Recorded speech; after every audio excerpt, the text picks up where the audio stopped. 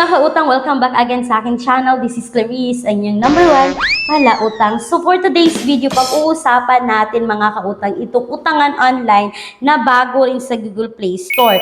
So yung mga valid ID na pwede dito mga kautang is National ID, SSS, Passport, Postal ID, UMID, Voters ID at Driver's License. Ito yung mga highly recommended na valid ID nila. Pero meron din namang option GSIS, TIN, PRC at PhilHealth ID. So, sa video na ito mga kautang, isi-share ko sa inyo kung magkano yung offer sa akin ng utangan na ito, kung talaga bang recommended at dapat ba natin itong utangan at kung fast approval din ba ang utangan na ito. Kaya, just keep on watching. Kulang ang budget, ang mahal na mga bilihin. No problem, may solusyon tayo. Gamit ang isang valid ID, makakautang ka na sa loob ng 10 minutes o mas mabilis pa.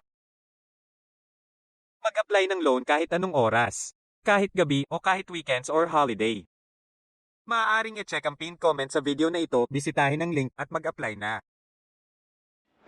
Before tayo mag-umpisa mga kautang, gusto ko lang sabihin sa inyo, ang video na ito ay hindi financial advice, hindi sponsored mga kautang, at ito po ay based sa aking personal experience, no? So, pag-uusapan natin ngayon si MetaPeso. And yes, makautang, ito ay makikita sa Google Play Store or sa App Store.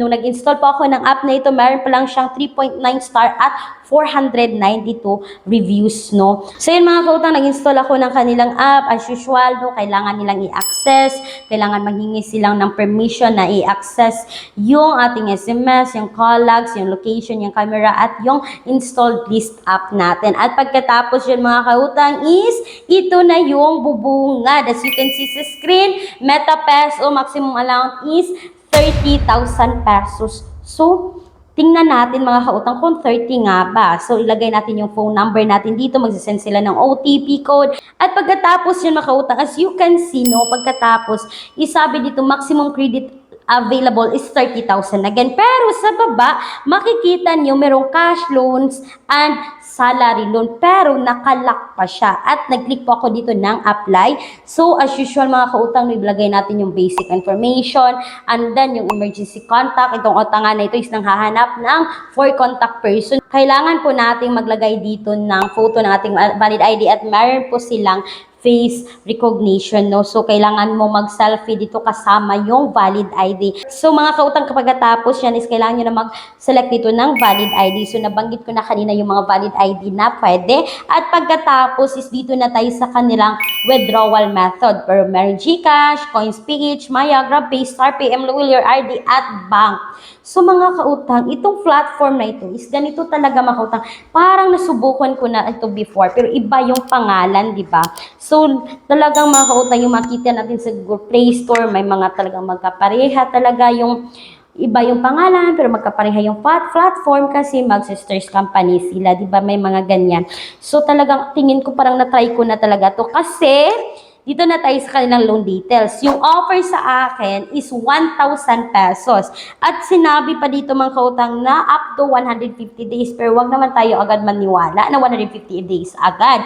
So, ito na talaga yung loan details mga kautang, no? Platform service fee is 420. Yung payment channel fee is 25 pesos. Ang ma-receive na amount natin dito is 555 pesos mga kautang. At makikita mo sa baba na hindi siya talaga 150 days, kundi 7 days lang talaga itong utangan na ito mga kautang. Uulitin ko sa 1,000, yung platform service fees 420, may channel fee pa sila na 25 pesos at meron silang amount na margins is 555 pesos. So mga kautang, itong utangan na ito, para lang siyang sinidlon yung platform nila pero iba yung name mga kautang pero yung kulay para talagang siyang sinidlon. Kapag ganito yung utangan online na mautangan natin is talagang big help naman talaga para sa atin na makikita yung loan details. So, talagang hindi ko tinuloy yung pag-utang dito kay MetaPeso mga kautang kasi makikita ko naman, no, 555 yung ma-receive in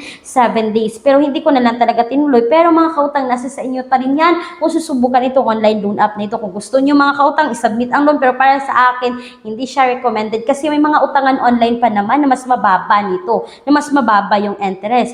Katulad naman kay FinPro, kay Online Online Loans Pilipinas, sa mga other online loan app like kay Mabilis Cash, kay Mr. Cash. Di ba may mga other options pa tayo? So kung naghahanap kayo ng mga other option is you can visit my description box at sa pinned comment kasi maglalagay po ako ng mga alternatives sa online loan app na subok na ng nakararami. So yun lang po mga kautang no, para sa akin hindi recommended itong online loan app nito. That's all for today's video. Pero bago ko tapusin ang video na ito, gusto ko lang ding sabihin na kung kayo po ay employed or self-employed at nais nyo mag-apply sa bangko is you can message me dito mga kautang because they offer minimum of 20,000, maximum of 2 million pesos. So please take note na that all applications submitted is subject for bank approval. So that's all for today's video. Once again, this is Clarice, ang inyong number 1 palautang dahil utang is life. Thank you mga kautang. Bye-bye!